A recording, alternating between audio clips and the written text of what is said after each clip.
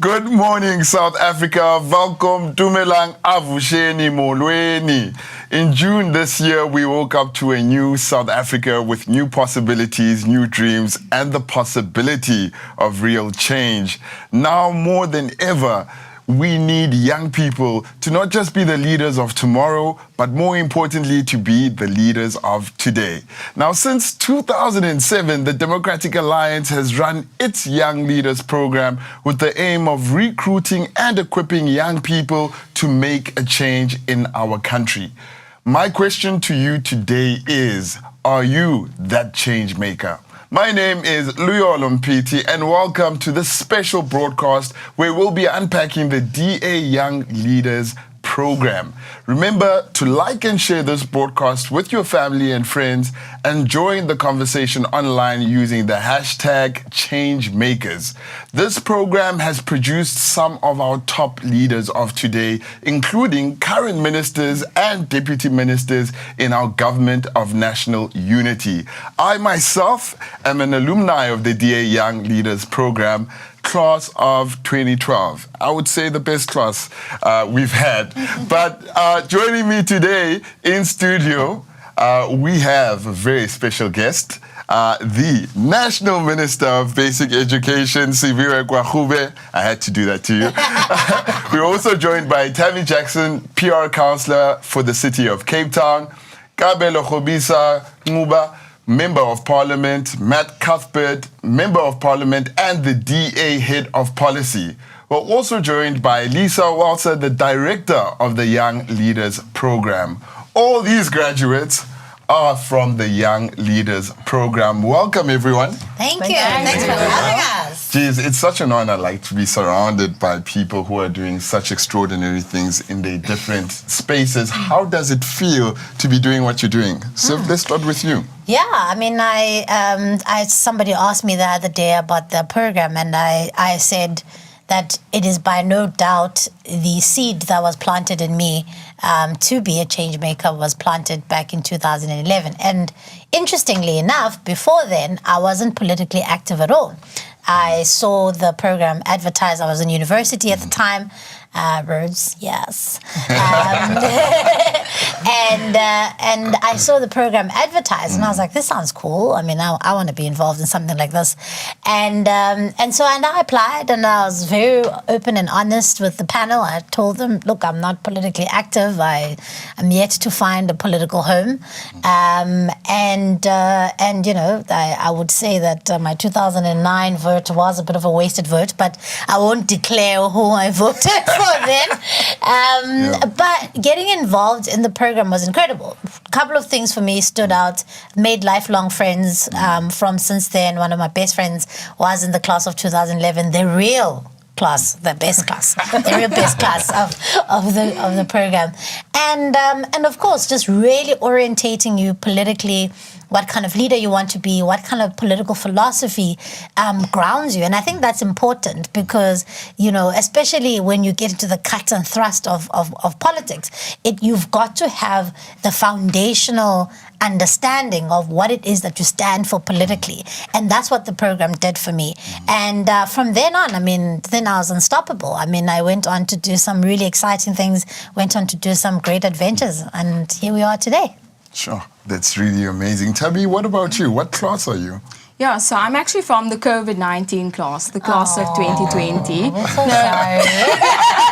Not all doom and gloom, but it was a good experience. Slightly different to Siviwe. I actually had, you know, a foot in the door at the time. So I had spent 3 years being an activist for the DA, being involved in my community and in student politics. And I was lucky enough to meet some members of parliament at the time just by going to DA events and being curious about what the DA was about, its values, its principles, its philosophy. And I realized then that, you know, my values and principles align to that of this political party. Perhaps I should actually, you know, give it a shot and apply to the program. So I decided to do that in 2020, got into the program, and much to my surprise, there was a lot of personal growth and development, a massive emphasis put on developing emotional maturity and intelligence as a young leader. because I thought that the program was just going to focus on politics and politics alone. So it was a very interesting experience, and I built some really valuable relationships with people whom I'm still in contact with today. Matt, what about you? Well, I think similarly to Tammy, I've been involved in the DA for a few years, and I was still at university while I applied. And I'd seen and interacted with a number of other young leaders who had advised me that it would be a good idea for my own professional development and party development to apply for the program.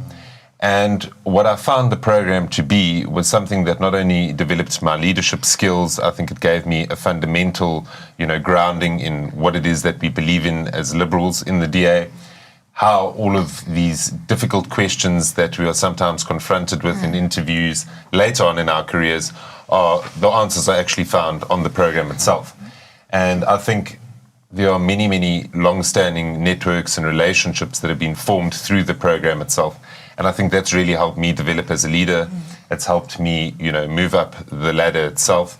And I think for most South Africans, they actually can't conceive what kind of a program this is. And it's the only political party in the world, to my knowledge, that runs such a program. And I think it really speaks to the commitment that the DA has to investing in young people and making sure that they have a footing in politics to be able to contribute towards society. Matt, I think it's an interesting point. You're speaking about personal relationships. Now, me and Lisa were actually in the same young leaders class 12 years ago. And Lisa, I mean, it's incredible to be sitting here with you after 12 years and we still know each other. Yeah, no, it's amazing. It really is a privilege to have come into the program, also from the outside. And thinking about it, I was studying my master's in international studies, political science at that stage, and really seeing how the program gave such insight into real politics, not just the study of politics, but real politics, and how that really has set us up for success. I think me from being able to support the Young Leaders program and leadership development in the party, and you as a member of Parliament. Well, this is a question to everybody. I mean, how did you guys hear about this program? Kabelo? So I was actually working as a staff member for the DA. I was a researcher. Siviwe was our executive director at that time. But during my tenure as a researcher, some colleagues had applied. That's how I learned about it. I subsequently left and went to the private sector, but still maintained an interest. So by the time I joined the program, I wasn't even in the political arena, but it was still something I desperately wanted to do. And Tammy, let me bring you in. What was your experience in the Young Leaders when you were part of it? Wow, I actually have a lot of good memories of the Young Leaders program. But if I had to pick out some highlights, which, by the way, is very difficult to do because there's quite a lot, I would probably say that it was the sessions that we had on brand management and all the sessions we had on communication, for example. So what I really appreciated about the Young Leaders program is the fact that they don't only focus on teaching you, about political philosophy, political knowledge, but it also focuses on, the practical aspects of politics. So you got to learn the theory, but you also got to learn how to apply that in real life scenarios. So not only were we learning about statement writing, about op-ed writing, about interviews, we used to do mock interviews. We also had to sort of apply that. And I think looking back now, as a PR counsellor in the city of Cape Town, there were so many valuable lessons and insights that I took from the Young Leaders program that I now get to apply within local government and within the ward that I'm allocated to work in. Siviwe, why did you want to be a young leader?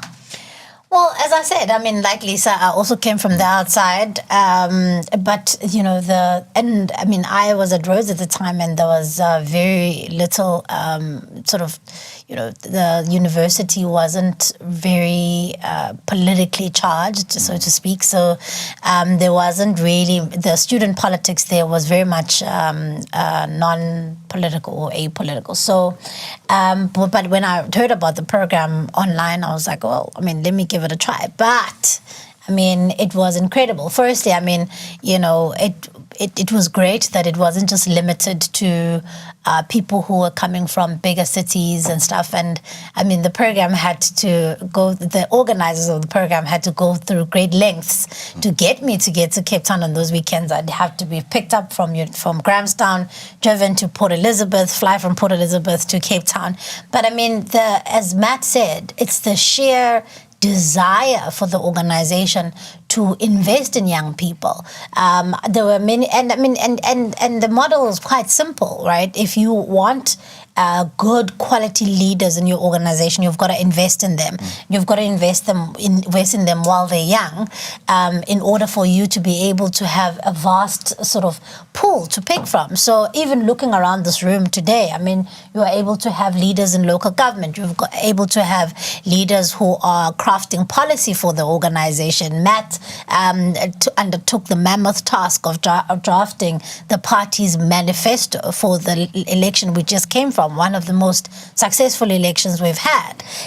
We've got people like you who are members of parliament, Gabello, and somebody like Lisa, who are still investing as well in the organization and in the program itself. So the point is, I think the commitment for the party to invest in its leaders has paid off significantly, and that was shown in how they were really, really invested in saying it doesn't matter where you come from. I have sat on panel interviews for this Young Leaders program since for about the past 5 or 6 years, and we have found people in rural parts of the country, like where you would ordinarily just say this is just focused on in the metros or in the cities or in the bigger towns.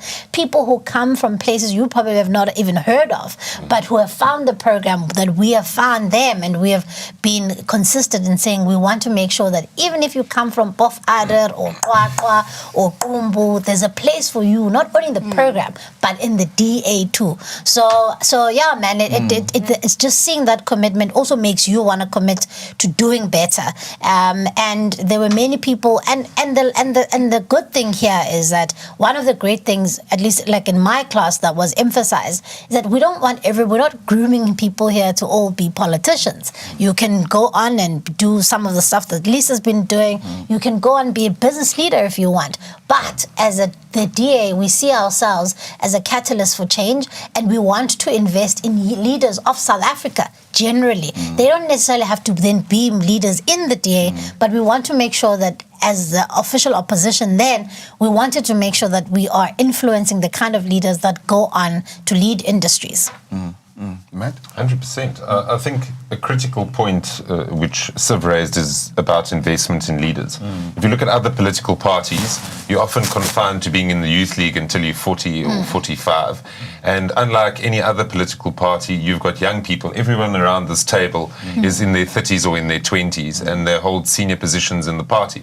And I think that is the difference between the DA and other political parties, and why we've invested in this kind of program. Also, you must understand you're introducing political competition by getting people from the outside to apply to the program, and therefore broadening your pool so that you have access to the best people that society has to offer, so that you're not merely reliant on party apparatchiks. And I think that's a critical element of the program, which has led to much success.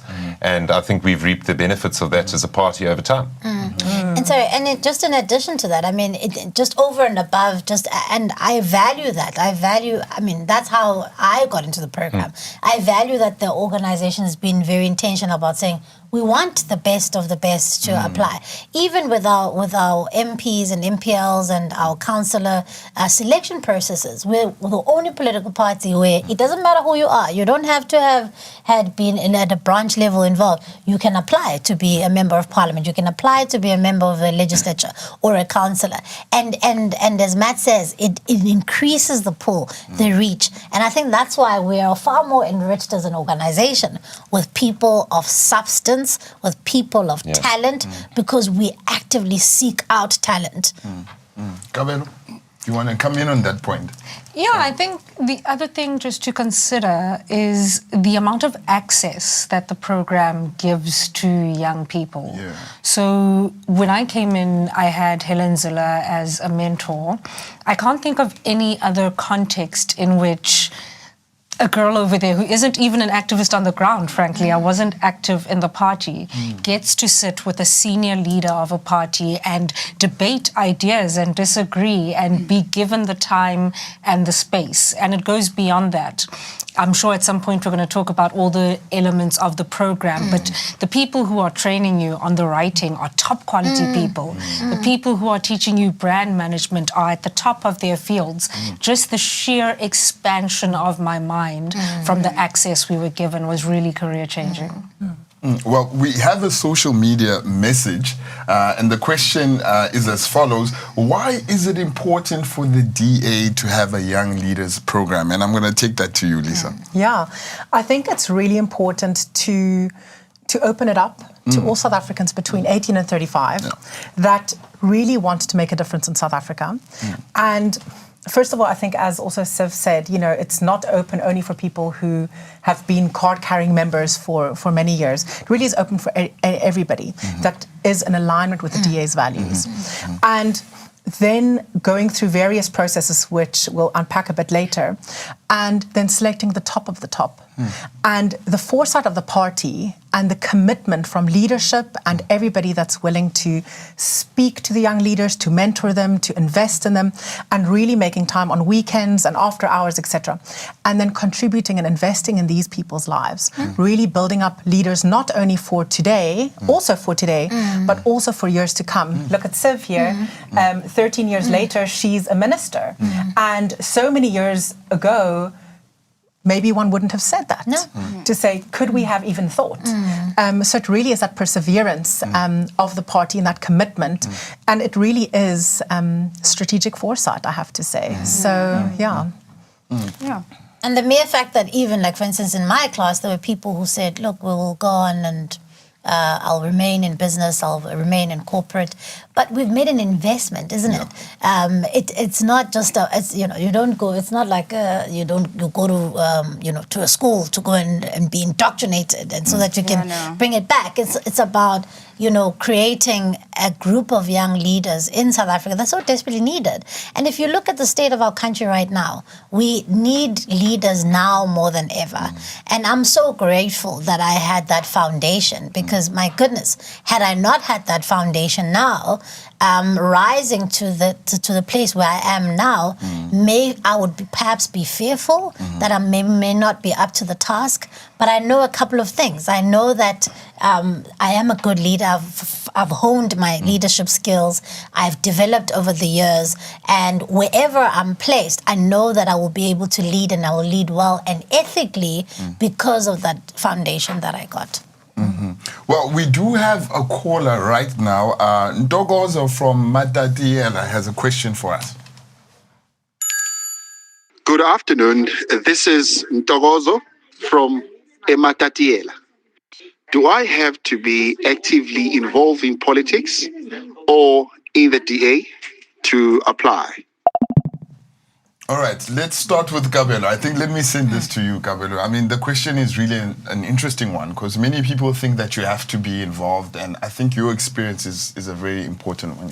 Absolutely. So, I mean, like I said, I found out about the program because I was a researcher for the DA. But mind you, that's a professional side of things. I didn't know what a branch was. It was after Young Leaders, when Helen was encouraging me to get involved, I discovered, you become a member and you join a branch. So absolutely, there's no requirement to know about politics or even be involved in politics. You will learn and you can grow in that if you choose. You can also choose to go a different way.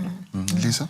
Yeah, I think the important thing is that we're really looking for people who share the values of the Democratic Alliance, who really are there to make an impact in South Africa, who are really leading in the spaces that they are in already. That's really what we're looking for. Yeah, so you don't have to be a card-carrying member in that moment of application. Absolutely not. We have one of the members of Parliament who's just been sworn in a few months ago. When he applied to the Young Leaders program, he came from a completely different background, had only heard about the program, I think, very, very recent to having applied, and he's now a member of Parliament. So it really is that amazing story. No, absolutely. And also, I mean, I think the alignment with the values. So Tammy mentioned earlier that it's only, while she was an activist, is when she got into the program that she realized, oh, my personal instinctual values are aligned with the organization, and sometimes that's what you find, right? So you find somebody like me who hasn't really given some much thought to their own political philosophy, but they have instinctual inclinations that are aligned with the values of the DA, the values of constitutionalism, the values of non-racialism, and all of these things that we believe in. And so the panelists, I can assure you, the panelists who sit on those interviews are attuned to listen out for those inclinations, even if you haven't actively articulated what it is that you are. Even if you don't say, I'm a liberal and this is what it means, but the panelists are attuned to know what kind of, because you also do quite a bit of prep work ahead of time. So a number of the assessments, and from there we're able to see whether or not there's values alignment, whether or not this is something that you would be able to fit into. But it's got nothing to do with where you all come from, whether or not, you are short or you are tall or you have a twang or you don't. It really doesn't matter. But that values alignment obviously becomes key because we are a political party that seeks to stand for something in our country. Well, you've heard it here that you do not need to be a member of the DA in order to apply for this program. Remember, if you are watching at home, remember to like and share this broadcast with your family and friends, and join the conversation online using the hashtag #ChangeMakers. If you have any questions, you can email the Young Leaders Office at youngleaders@da.org.za. You can also visit our website at www.youngleaders.org.za. Up next, we'll be unpacking the program, so please don't go anywhere.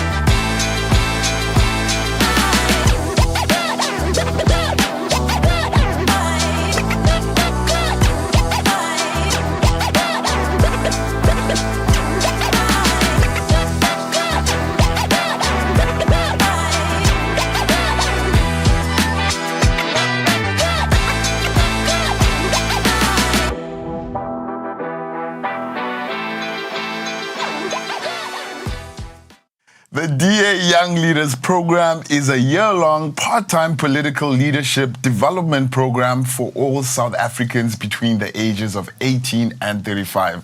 This program is for young people who are looking for an opportunity to upskill themselves and who are aligned with the DA's liberal values.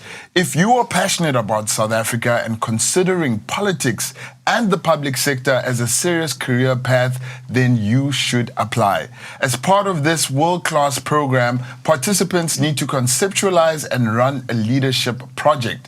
They are also provided with a life coach and a political mentor. During this program, young leaders also participate in an intensive weekend-long workshops where they learn from political leaders and expert facilitators. Guys, I think this is, it's incredible. It's incredible. Political mentors, life coaches.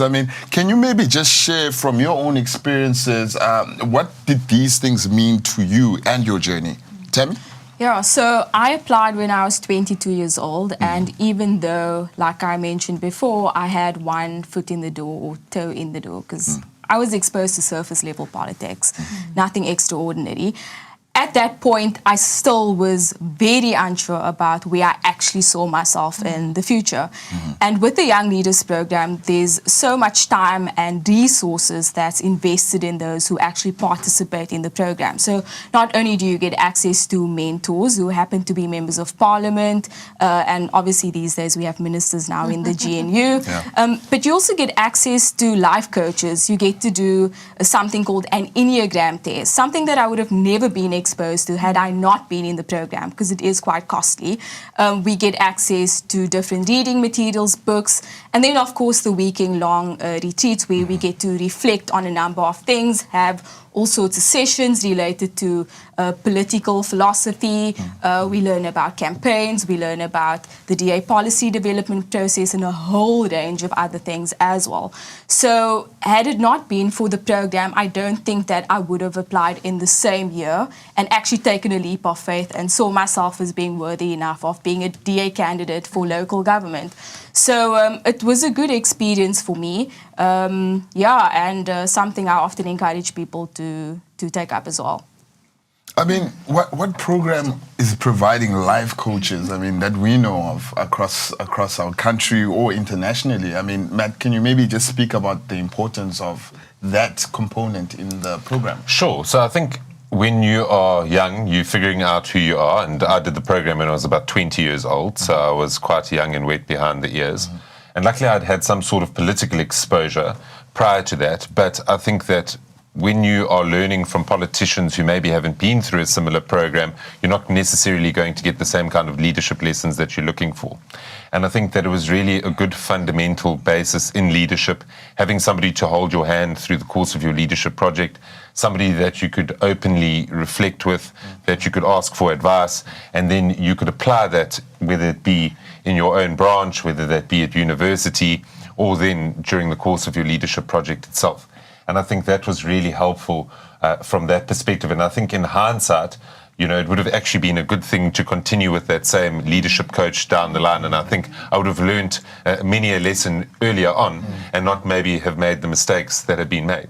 But in saying that, I think what the program does do is it does give you the kind of confidence to go into the political arena, be able to develop your leadership style, apply that leadership style. Hey, you may make mistakes. I think, as young people, you are going to make mistakes and you just use those to build on. And ultimately, you become a more well-rounded individual and you are somebody who is able to be an authentic leader and somebody who other people can draw from for inspiration.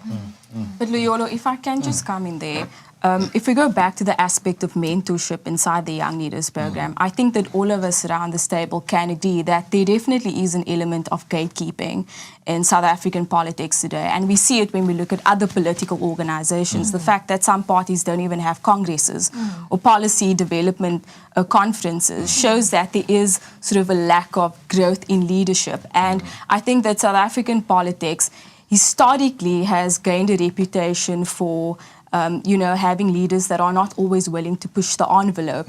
And I think that, that's where the Young Leaders Program comes in and says, look, as the DA, we see value in the youth and young people and actually entrusting them with important positions, whether it's in public office or within positions within the party itself, in order to, enact change and make a difference.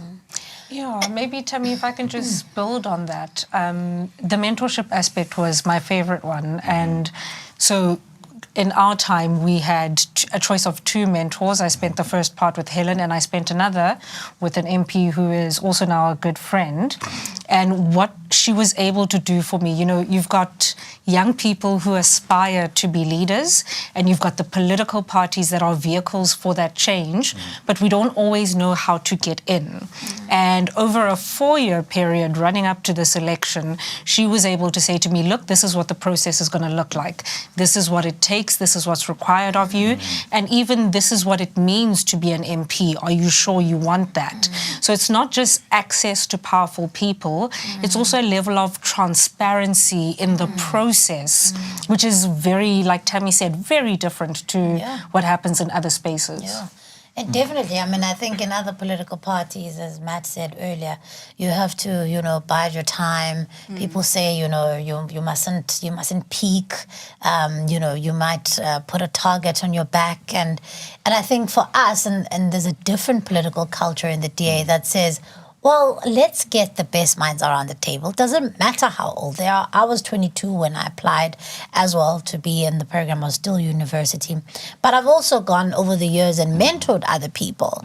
And it's been an equally enriching process too, to mentor other young women in the space and to say, look, there is a space for you. I I am rooting for you. You know, where can you, figure out where you would like to contribute? Where do you want to be a change maker? Where do you want to progress? Where would your niche be? What will be your contribution? Helping them to figure that out is incredibly important. And I'm so proud of my mentees. All three of them, I think I've mentored 3 people thus far, and all of them we've made lifelong connections, and they are incredible women who are doing amazing things, and it's the culture of mentorship is so important in this space, because if we don't mentor one another, then we either going to have young leaders who come into the space, they simply burn out because they feel isolated, they feel as though they've never done this, or no one else has done this before them. But we're saying, here's an open door. As Kabelo says, transparency. Look at it. This is how you would do it. This is how you'd go about it. Because people aren't saying, let's just, keep young people out because we're threatened by them. Yeah, and I think something just to connect on what Siviwe said, we really have ministers, provincial ministers, party leaders from across the country that are always putting up their hands to say, I'm willing to make an investment. Yeah. And they really carve out that time, even though it's a sacrifice to them. They sometimes have young leaders with them for a day or more in their offices, shadowing them, these are really unique experiences. And maybe just looking at it a little bit more broadly, the program isn't only a political development program, and it's not only a leadership development program. I think the thing that makes the Young Leaders program really special is that it really focuses on both. And some of the young leaders coming in to the program, they often are surprised as to how much we, of course, focus on the political, yes, have that foundation, the political philosophy, the readings, communication, campaign experience, but very specifically the leadership component and the work that they have to do on themselves in order to really grow. And we always say the more you put in, the more you're going to get out. And it really is a tough journey. The political stuff you can maybe learn along the way, but you really have unique access, of course. But to go on that self journey of unlearning things, of doing things better, and really create a good foundation for you to be in difficult leadership positions in future. That is really a lot of hard work. And that's, of course, also where the mentors, coaches, and everything else, it just comes together, I find. Because bad leaders can wreck organizations. Bad leaders can repel talent. And so if we get it right by making sure that we're getting good leaders to come out of our political party, then we are set for the future. Well, we do now have a question from Tlamulo in KZN. Tlamulo? Hi, everyone. Can't believe I'm doing this, but I just wanted to check with you guys. So I'm currently a full-time student. I'm in my 2nd year, and I want to really apply for the program, but I want to be sure, will I be able to participate in the program if I'm selected? Like, will I need to take leave from varsity, or will I be able to do both the program and my full-time studies? Thank you. Awesome. Let's bring in the students at the time that had applied. Tammy, Siviwe, Matt, can you guys maybe share how you balance that? Look, I was actually an intern at the time. Okay. But I think one of the important things that you are faced with when you first apply for the program, the panel will definitely ask you, do you have the time management skills to take on this task? And obviously, as an applicant, you need to realize that the program goes beyond just learning about theories and being in weekend-long workshops. You also have to do writing assignments. You have to interact with other young leaders on other tasks. And then also, you have to work on a year-long project, which is incredibly time-consuming. There's a lot of stakeholder management involved, a lot of preparation, a lot of meetings. So you can handle it while being a student. You just need to make sure that you manage your time effectively. Another great thing about the program is that they actually send you the year-long program way before the time. So you have a sufficient amount of time to actually prepare for that throughout the year. So if we could do it, then so can you. You just really need to manage your time effectively. It's absolutely doable. It is absolutely doable. And I'm not just saying this as a time optimist. Amulo, it is absolutely doable. Time optimist. But it does require commitment. So as Tammy says, you get given ample amount, sufficient time to plan your life. But the commitment part for me comes in, I don't know about you guys, but for me, you know, when I'm self-investing, like it doesn't feel like a chore. Like, you know, when I'm investing in myself, and throughout that year, I knew that I was doing something for myself over and above my studies. So I had to just make sure that I time manage myself well. The retreats, there are about 4 or 5 retreats, right?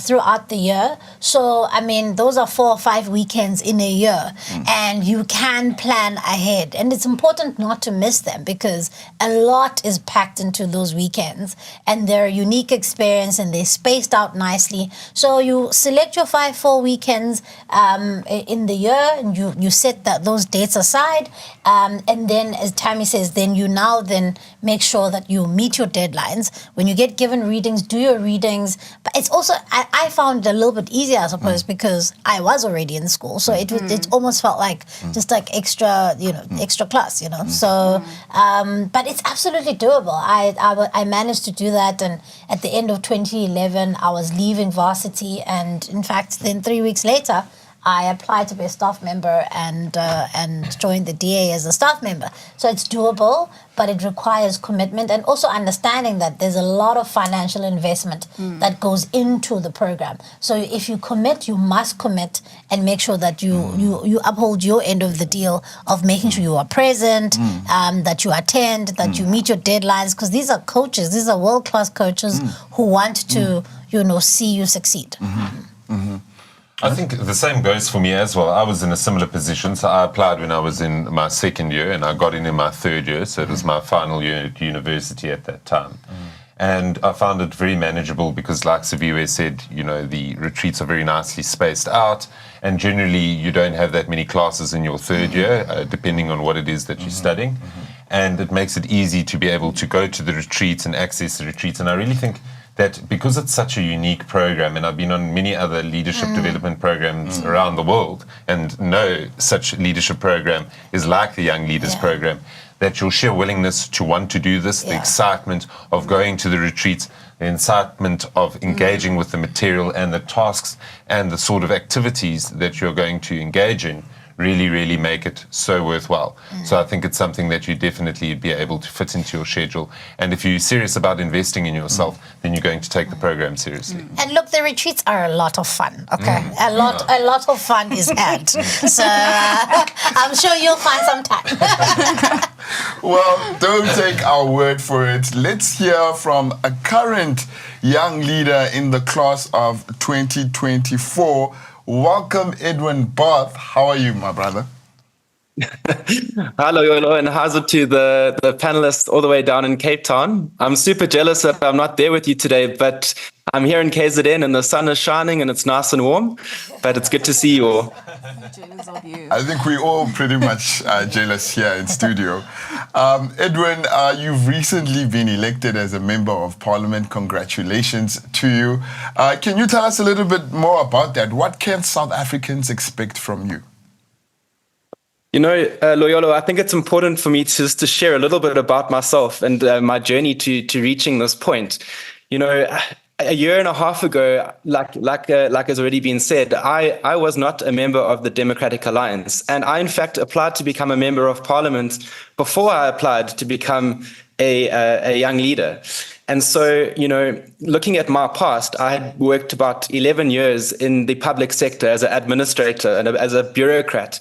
And I kind of felt that I had reached this point in my career where I wasn't seeing as much positive change happening, and I wanted to have a bigger role in that. And that's kind of what inspired me into becoming a member of the DA and into applying for these roles. And inspired by people like Siviwe, who are sitting there today, and like Celia's Brink and Christopher Pappas, all amazing alumni of this Young Leaders program, and to just then highlight the accessibility that the DA provides and the opportunity that it provides, because a year and a half later, here I am in Parliament, and also very fortunately sitting as a young leader of the class of 2024. So just in very short, I'm extremely honored to have been trusted with this responsibility.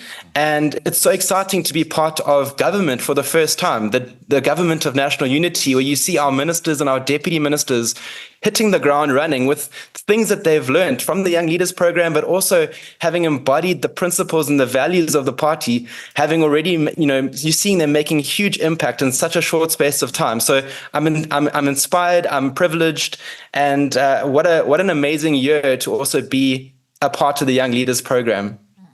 That's incredible, Edwin. Can you maybe just tell us, from your own experience this year, what is one of your favorite components of the Young Leaders program?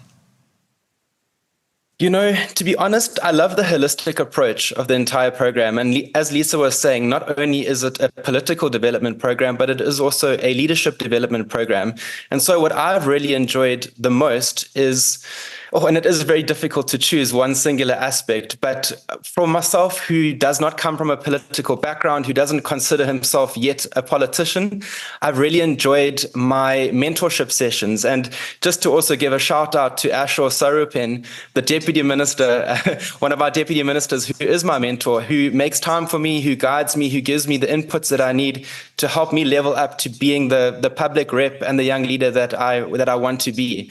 So I definitely say that the mentorship aspect of it is fantastic. Well, we had a question earlier, Edwin, before you joined us, from a caller who was asking about the balancing of life and this program. Can you just maybe share from your experience how you're managing that? Well, I'm very fortunate to be backed up by a really incredible Young Leaders team, with that being Paseka and Lisa. They are so supportive, so organized. Our diaries were already populated with all the dates for the entire year from February. So you had a lot of time to plan and a lot of time to sort of work around that schedule. So to be honest with you, I live by this philosophy that if you do it, it can be done. And like everyone has said on the panel, if something is so important such as this, you will make time for it. And if you have a look at the people that have been through the program, they are all testament to the fact that it can be done. It just takes a bit of willpower, a bit of planning. And if you are bad with time management, don't worry, you will be good at it by the time you've finished with the program. From Lisa's influence, believe me. Well, Edwin, before we let you go, if you could just leave the listeners or someone who's interested in applying to this program with one message, what would that message be? My message would be, if you are someone who is looking for an open door, this is it. On the screen below is where you apply. And what I want to do is to encourage everyone who does apply to just be your authentic self. Be your authentic self, because you will be heard and you will be acknowledged. And ultimately, if you're the right fit, you will make it onto this program. And also, don't give up. I did not get in on my first application, so make sure that you don't give up. It is worth applying for year after year. And I'm just super grateful to be a part of this, and I look forward to meeting the future young leaders that come through the class of 2025. Hey. Well, thank you, Edwin, so much for joining us. All the best with the rest of the year on Young Leaders, and all the best as well with your new role in Parliament. I think we're all looking forward to the great things that you will do. But guys, I want to come back to some of the points that Edwin mentioned. I mean, he speaks a lot about the networks and the relationships that you build with people in the class. I mean, can you guys maybe share about the type of relationships that have come out of that particular space and how influential it's been in your own journeys? So I'll give you one example, right? my regional chair at the moment was on the program with me, and we were on at the same time. We were thinking partners, and thankfully, somehow it worked out this way that they placed us in as thinking partners too, and we've been friends since university. So we still have a very long-standing relationship. We see each other regularly. We consider each other to be, you know, the best of friends. And a number of the mentors that we were exposed to during the course of the program, I'm still in regular contact with, and I work with in a different capacity. But you already have that rapport with people, which allows you then to develop and deepen that relationship. I also have counselors in my constituency who are young leaders as well. And I think when you have people who've gone through the program, they add a different kind of value to your team. And, you know, I always encourage all of my counsellors, those who are below 35, and majority of them are, because I like to pick them as young as possible because they're moldable. And all of them have, you know, applied or been on the program itself. And I think they embody those values and they bring that to their job every day. So I think those relationships are really important. Not only is it a good place to make friends, to get guidance, and also to just understand how this thing works. It's a great baptism of fire, as I think was mentioned earlier. And you've got to just take advantage of that baptism of fire and learn and absorb as much as you possibly can. Yeah, maybe, sorry, so I keep cutting you. What do you call this? So just in terms of relationships, I mean, when I think back, I got married during COVID, so none of our family could be here. It was actually a fellow young leader and her husband who were witnesses at our wedding. Like, that is the type of friendships we've built. I had a council issue for my dad, and some of the young leaders I was with are councillors in Johannesburg, so they could help me with that. Last week I met with Tammy because I have no idea what to do with social media, and she's the guru, so she's going to teach me. There isn't any sphere of life, whether personal, helping my dad, helping me professionally, that I haven't been able to draw on young leaders' relationships. Absolutely. I mean, one of my best friends I met on the Young Leaders program. We've been friends for now 13 years. I've also, in that program, I met somebody who's going to be my special advisor in my office. So, like Kabelo says, I mean, whether it's personal, whether it's professional, you are going to make incredible contacts, which you will need, you will refer to in future. It literally will enrich your network of people. Well, we have a question now on social media, and it says, I would love to do this program, but I'm pretty sure I can't afford it. Lisa? Yeah, so the party covers the cost for every participant that is selected. We only have, that's also one of the reasons we only have 20 young leaders a year. So people don't have to worry about that. We really, I think as Siviwe previously said, you know, we really make sure that that is not a disqualification of you coming onto the program. And we have people from all across South Africa.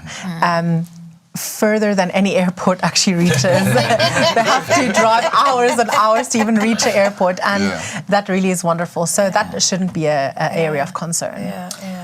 Lisa, if I could jump in, just because I think when it comes to money, sometimes I think, for example, the DA will pay for my flight, but what if I can't get to the airport? There really is every area. What happens if they pay for my accommodation, but they're not going to pay for my food? They're literally covering every aspect. In my year, I think there was someone who was assisted with data for how to connect online.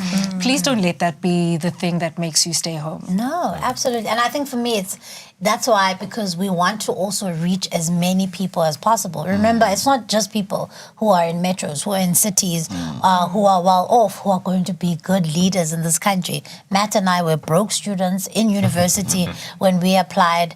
And as I said, the party made sure that I was able to get to here. And so don't, as Kabelo says, don't let that be a hindrance. Because we're in the business of molding and growing leaders. Your current circumstances must not be anything that hinders you from being able to tap into that potential. I think, We've heard it. Don't let that be a hindrance. Apply, apply, apply. Now, please remember to like and share this broadcast with your family and friends, and join the conversation online using the hashtag #ChangeMakers. If you have any questions, you can email the Young Leaders Office at youngleaders@da.org.za. You can also visit our website at www.youngleaders.org.za. Coming up next, we'll take you through the application process, so please don't go anywhere.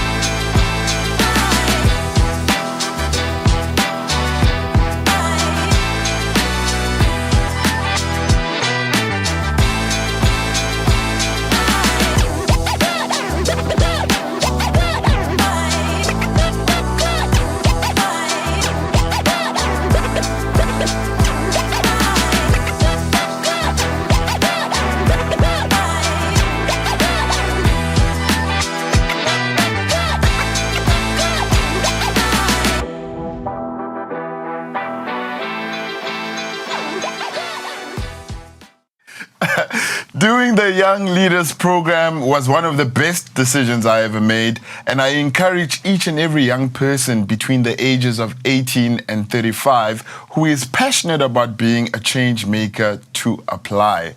Now, in order to move forward, you'll need to submit an application online, which consists of a 60-second video and a letter of reference that is not older than 6 months. Applications close on Monday, 26 August 2024 at 5 p.m. Once you have completed your application, you'll be invited to complete an online assessment. Successful applicants will then be called for an interview, and the selection panel will then select the final class of 2025. Now, Tammy, I want to come to you on this application process. What would you advise someone who wants to apply about that 60-second video? What is it about? What should they say? Okay, so this is actually your elevator pitch. This is the opportunity you get to actually tell the panelist and the DA who you really are, what drives you, what motivates you, are you aligned to the DA's values and principles, and why do you want to be part of the Young Leaders program? Right after you submit that 60-second video, your application is then processed, and then you'll get invited to do the second round of assessments. I would actually argue that this is probably the most challenging part, at least for me it was.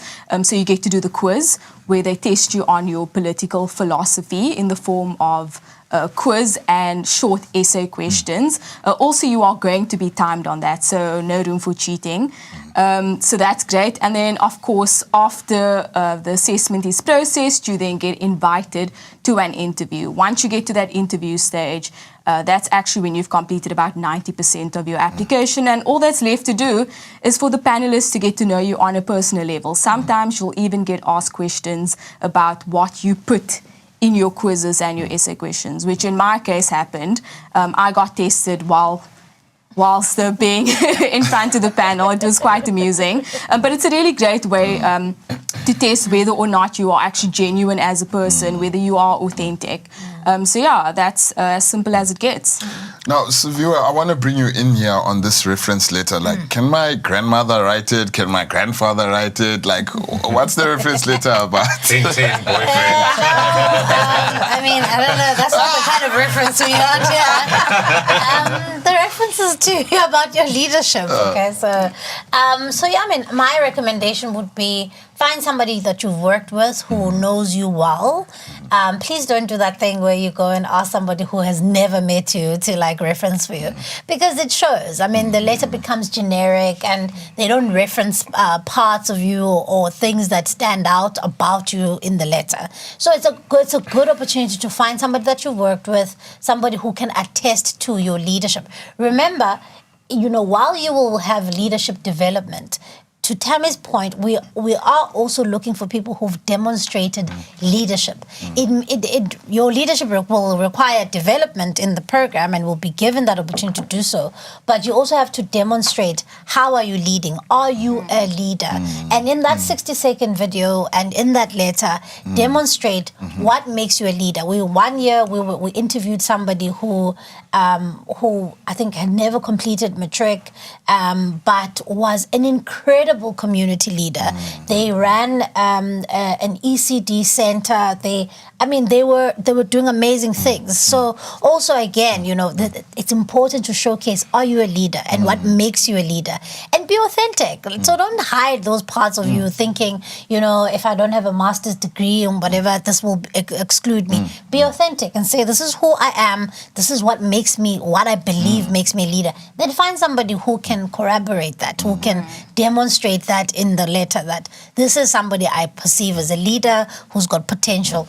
So don't know no grandmothers, just, because I'm sure in the eyes of your grandmother, you are wonderful. But, you've got to find somebody outside the family. Outside. Yes. I think maybe just for clarity, when you say someone you work with, we don't even mean professionally, right? Yes, so yes, if you yes. volunteer, Yes, it can yes. be maybe whoever runs that Exactly. or someone you're partnering with in your local soccer team. Exactly. But Exactly. It could be your counselor. Yes, exactly. So it doesn't mean that you must be employed or whatever. Your counselor. It can even be your mfundisi at the church, because especially there's some people who do amazing things at their churches. They're leading programs and all of that. So somebody who can testify to your leadership potential or your leadership, inclinations. Well, we have a caller now. Jason, are you there? Hi, good day. My name is Jason. I'm from Cape Town, and I want to know what happens after I submit my application. Lisa, can we bring that one to you? Yes, absolutely. So once applicants submit their application, it comes to our office. We make sure everything is there. We then email everybody back within 2 working days to say, we have gotten your application. So if you haven't gotten that email, please make sure that you email us. And then we go, then the next phase is that is the assessment, and we will remain in contact with all the applications at every stage. And also these dates are outlined and these timeframes are outlined on the website, on our webpage. And then there's the online assessment. Then there's the filtering process, the interviewing process. And I want to also say that we get hundreds of applications, and it is always inspirational to see all these people putting themselves forward and really making a difference in South Africa and wanting to make a difference and wanting to be part of this project. And we cannot, however, interview everybody. So we filter it down to about 80 to 100 interviews. We try to fly to different cities as well, but some interviews will be online, some will be in person. And then there's the next phase, which is then the top 30. And they all go to a coaching session. And after that, there's a final selection. So that's maybe just to share with the applicants around what the next stages are. Siviwe, you've been part of the selection panel. Can you maybe just elaborate what type of young person is the panel looking for? Just quickly jump back to what Edwin said. Sure. There are many people who have applied before and didn't get in the first time. Apply. If age is on your side, apply. Because sometimes we have seen on the panel people who apply and then they come and have the interview and they're not just quite ready to take it all in. And sometimes somebody is really, makes it even all the way up to the top 30. But we have to select 20 at the end of the day. So apply and don't stop applying because it's a great opportunity. So what kind of person are we looking for? As I indicated earlier, demonstrate some leadership demonstrate that you are a leader that requires development and political coaching, as we said in the program. Number 2, be self-starting. So like your elevator pitch, like Tammy said, your elevator pitch, be self-starting. Say what I've done and what it is that I want to do. And then also perhaps, if you are not so heavy on the on your history of what you've done.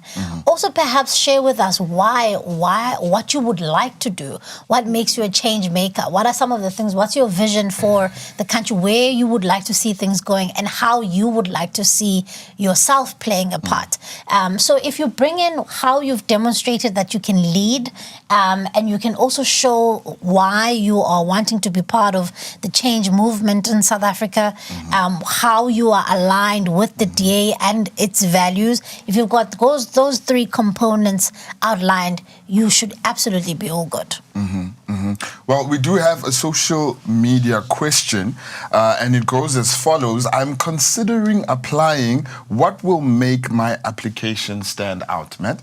Well, I think from my perspective, you've got to show authenticity. So it doesn't help you to go there and claim things that you've not done, or to try and misrepresent yourself. I think it's about saying, well, I am X years old, this is what I've done, but this is how I have displayed and demonstrated leadership in my own local context.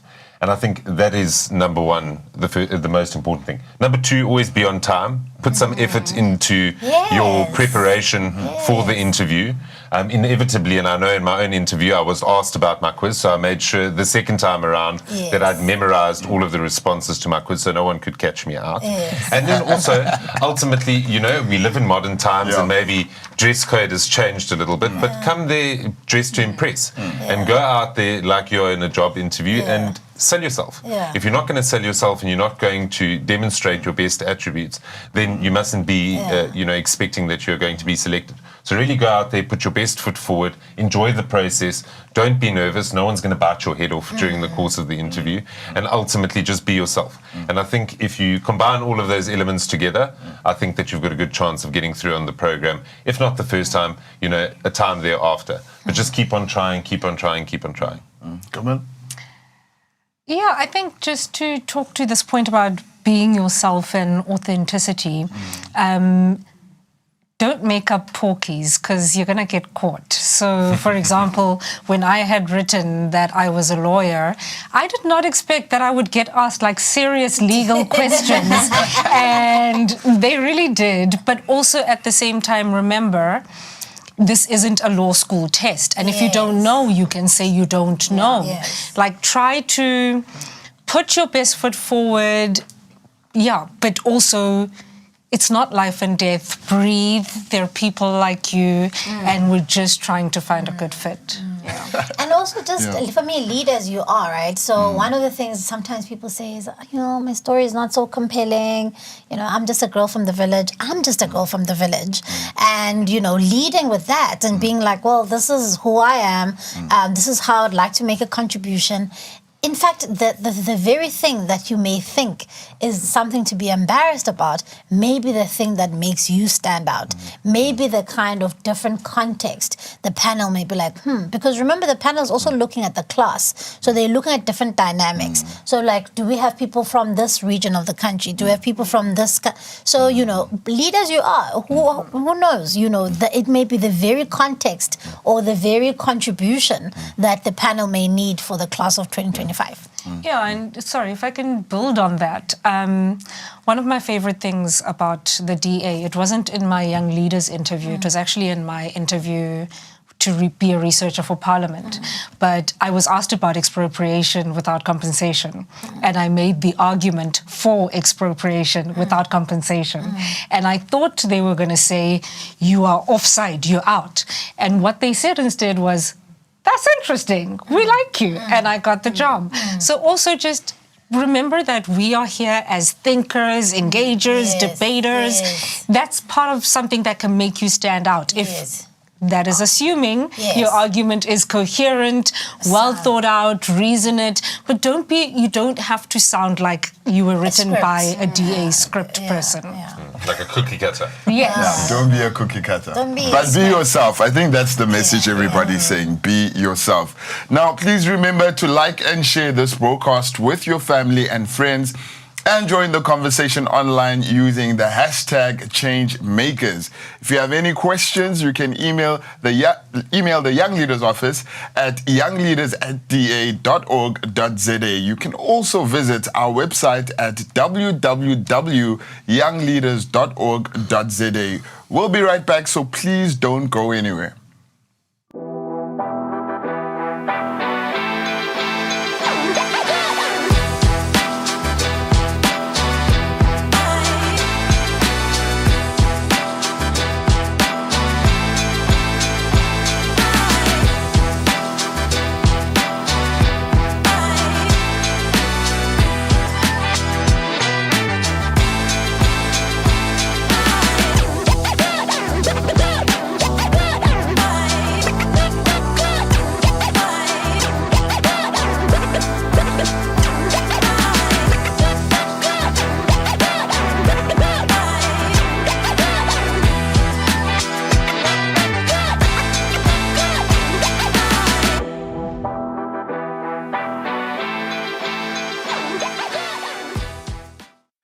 The DA Young Leaders Program is a world-class leadership program that aims to recruit and equip the leaders of the future and has already produced some of the top leaders of today, including current ministers. I mean, we've got a minister in the building, deputy ministers, mayors and members of parliament, councillors. Guys, the list is endless. Outside of the political sphere, there are also graduates making a difference in the corporate sector, the NGO sector, in business, and many more places. If you are a change maker, this program will set you up for success. Where you take it is up to you. Now, guys, I think the conversation has been so enriching, has been so refreshing as well, and I think everybody who's watching at home is really getting the gist of what the program is about. But I want to now take the conversation, I guess, to your own personal leadership journey and how you can link it back to the day you decided to do this program. I don't know if any takers on this question. I'll be the taker. I'll be the first victim. So Go change makeup. I wouldn't say that the Young Leaders Program was the reason I got involved in politics. That was because I was inspired by a former party leader at the time, who I thought was very bold for taking a strong stand in a political context where everyone was swooning around the governing party and Nelson Mandela at that time. And that really inspired me to join the party when I was 18 years old. So I am one of those party apparatchiks that's been around, even though I'm only 30, I've been around for some time. And, I think as I've developed, being a staff member for the party, being a councillor for the party, having served in various leadership roles in the party, and now as the party's head of policy, the Young Leaders Program was a core component of that. And I think that my leadership journey would have not been as enriching had I not gone through that program. It also, as I said earlier, opens up so many different networks and avenues for you, because there are other partner programs that we work with. There are facilitators that you meet in the outside world that you would have had exposure to during the course of that program itself. And I mean, you've heard about the kind of relationships that people have developed by virtue of their participation on the program itself. And I really think from that perspective, it's really so important as a part of your leadership journey to apply, try the best to get onto the program, and then use that as something to level up and to be able to, platform yourself as you move on in either your corporate sector journey, your NGO sector journey, or within the political arena and space at large. We've got a caller now, Gemma from Pretoria. Hi, this is Gemma from Mainland in Pretoria, and I just have a question for you. I applied before and I was unsuccessful. Can I apply again this year? Tammy, I think this is the point you were speaking about earlier. Yeah, so you can actually apply as many times as you want. The DA doesn't discriminate against, who applied the first time, who applied for 10th time. I mean, I was lucky enough to get in on my first attempt, but that's because I spent 3 years in the party just getting to know people and making sure that whoever was going to be on the panel knew exactly who I was. So it made everything much easier to get in. And obviously I then acquainted myself with DA values and principles, and I was versed at the time in what the DA stood for. So you can apply as many times as possible. I know of someone who was in my class of 2020 by the name of Katuchelo. She applied so many times before, and eventually on the 7th or 8th attempt, she got in. She went on to be a MACO member in Ekurhuleni, and now she's a member of the Gauteng Provincial Legislature today. I hope, My former mentee. yeah, I hope she forgives me. Former councillor in my constituency. Yeah, but that's a really inspirational story.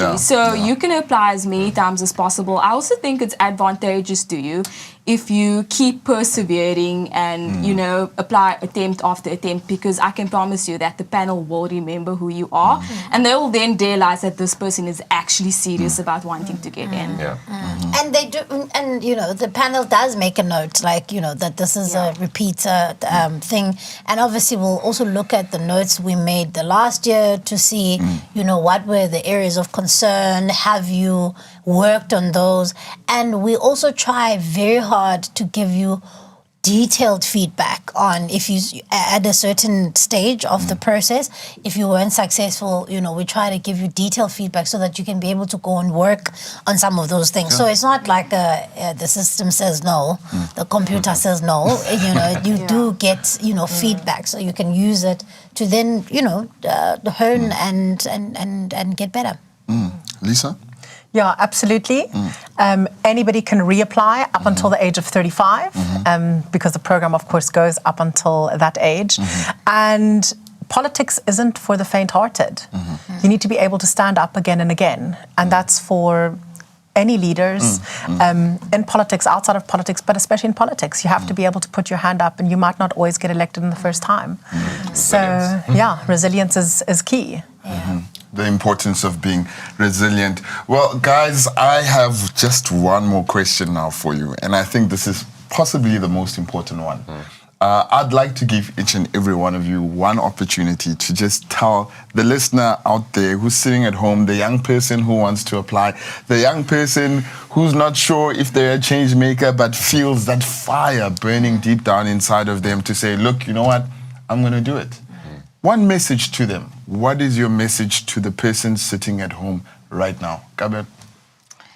Yeah, I think if, like Leola says, you've got that fire, but maybe you don't know how to get where you want to go, the Young Leaders Program is that bridge. If you don't have the confidence to go where you want to go, this program is the bridge, how you get from here to there. Matt? I think fundamentally, if you want to invest in yourself and you see yourself making an impact in society, then this is the program for you. And you've got to leverage the program to your own strengths. You are going to have a clear understanding of what some of your potential weaknesses are at the end of the program. And I think it gives you an opportunity in a safe space to realize what they are and to be able to develop yourself and understand how to navigate your blind spots. And I think that's my final message to all of the potential applicants. And make sure, of course, that you get your application in on time. Tammy? Yeah, I think that South Africa is in a very interesting space at the moment. For the first time in the history of our country, the DA now has a seat at the table of government, where we get to play a meaningful role in actually changing the trajectory of South Africa. And if you consider yourself as having the potential, you want to contribute, to South Africa's positive future, then you should definitely apply for this program. And don't worry, if you failed once, you can always try again and again and again. You'll eventually get in. Lisa? I think from my side, I would probably say, just do it. If you are aligned with the party's values, if you want to make a difference, if you're already making a difference and are a leader, and you're willing to put in the hard work to learn and unlearn, then this is the program for you. And last and definitely not least, the National Minister of Basic Education. I'm just being frank. You know how I am. I have to do it to you, sir. I have to do it to you. But Siv, I just want to say to the person at home, this young person at home, if you're between the ages of 18 and 35, remember that the majority of the people in this country are in the same age group as us. We don't get do-overs. It's literally do or die. South Africa is in the place that it is in right now, and it needs people who are committed, who want to lead. We need leaders at every level, whether it's in local government, provincial government, at a national government, in parliament, in councils. We need leaders who are going to raise their hands so that we can stop being armchair critics and get into the arena. Let's get into the arena and change South Africa the way that we want it to change. Because believe you me, there's no one who's got more skin in the game than us as young people, because we get to inherit this country. And so if you love this country like the people who are sitting here with me, if you want to see and make a difference in one way or another, apply. Then figure out where you would like to serve. But believe you me, there's nothing more humbling and there's no greater privilege than serving your country and knowing that you're contributing to its future. A massive thank you to our panelists and to all of you watching at home. Remember, applications for the DA Young Leaders Program close on Monday, 26 August 2024 at 5 p.m. At this pivotal moment in South Africa's history, we need young leaders to stand up and to drive change. If you want to be a change maker, apply today for the DA Young Leaders Program and be part of the solution. And remember, we cannot always build the future for the future, but we can build our youth for the future. My name is Luyolo Mpiti, Khatebe Mtimkulu Bungani, signing out.